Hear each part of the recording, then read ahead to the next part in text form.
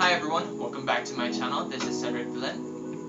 If you're new here, welcome. I hope you're having a great day, everyone. So for today's video, I'm going to talk about the learning materials right here. Can you see it? My learning materials for studying or learning Spanish, Thai, and Korean. Is it Spanish? Spanish? I'm going to say it's Spanish. So I have had like a few comments in my other videos asking what learning materials I use in studying Thai. So I figured why not make a video on all the learning materials I use for learning Spanish, Thai, and Korean.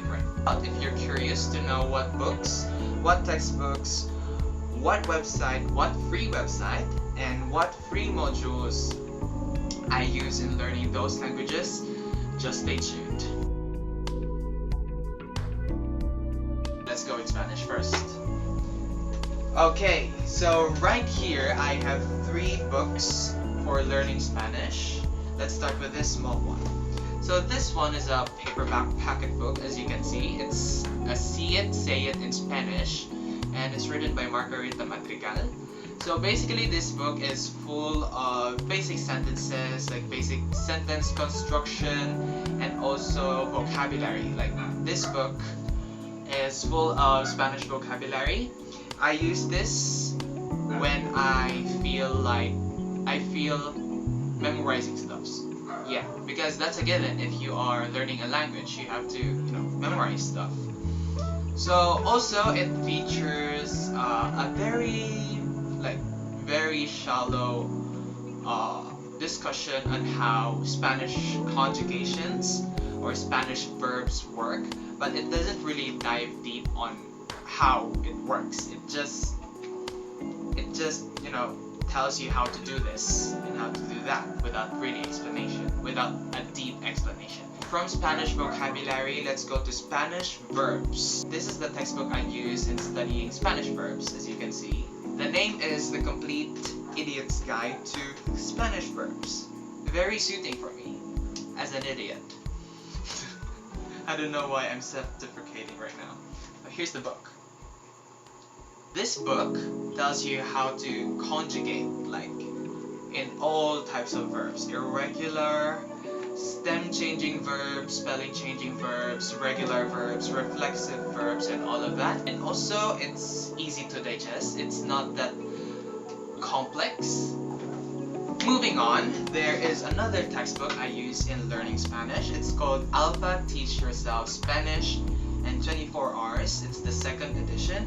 So unlike this one, this textbook mainly focus on Spanish verbs, and it does not teach you how to pronounce words in Spanish, teach you like general things.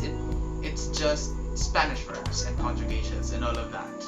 But this one talks about the general Spanish, from pronunciation, vocabulary, verbs, sentence construction, grammar, and all of that. So this is basically the complete book in learning Spanish. So those are my Spanish materials. Next is Korean. So the first book that I bought in Korean is this one. It's called Introduction to Speaking Dialogues for 4 Kinds of Languages, and it features Tagalog, Hankoku, Nihongo, and English. So this is a very common book in most bookstores here in the Philippines, especially in NPS. So here we have Tagalog sentences translated into Korean, and then Japanese, and then English in the last column. So yeah, it's very helpful if you're trying to memorize sentences and phrases in Korean. Also, I use a module which I'm going to talk about later. So yeah, this is a good book if you want to memorize phrases, but the thing about this book is it does not break the sentences down. It just translates all of those sentences into 4 languages. For my main material in learning Korean, I don't really have a book, a textbook or a module, I use a website, which I'm going to talk about now. So this is not a sponsored video. I just really love the website, and it's completely free. Yeah, no cost at all. I'm going to link it down below or here in the screen so you can visit it if you want to start learning Korean. But I have used this website since 2015. That's the year when I started learning Korean, and it really helped me a lot. What I like about this website is that it's very easy to digest. It's like beginner friendly and learner friendly. It's not that complex to understand, and it's very personal. It's very personal because the author like tends to mix, like, how do you call this?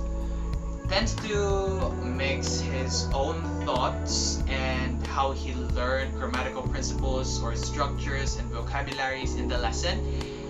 He also includes like anecdotes of when he first set foot in Korea and what he experienced and how he gradually became fluent in Korean. That's what I love the most about this website. So right here I have the printed version of the lessons in that website. So yeah, as you can see here, 한국어 배우기. It's not like, this is only from unit 1 to 2, lesson 20 to 30, and this is the only parts that I've printed because this is the lessons that I'm reviewing. Next one. So those few comments I mentioned earlier are actually questions about what learning materials I use in learning Thai or studying Thai. So here it is. It's called Thai for Beginners by Jacob Y.D. Groot, and I got it from academia.edu, like edu, and it was free. Before I started learning like Thai, I went to Google and searched for Thai for Beginners free learning materials, and I saw this like Thai for Beginners PDF in academia.edu or edu.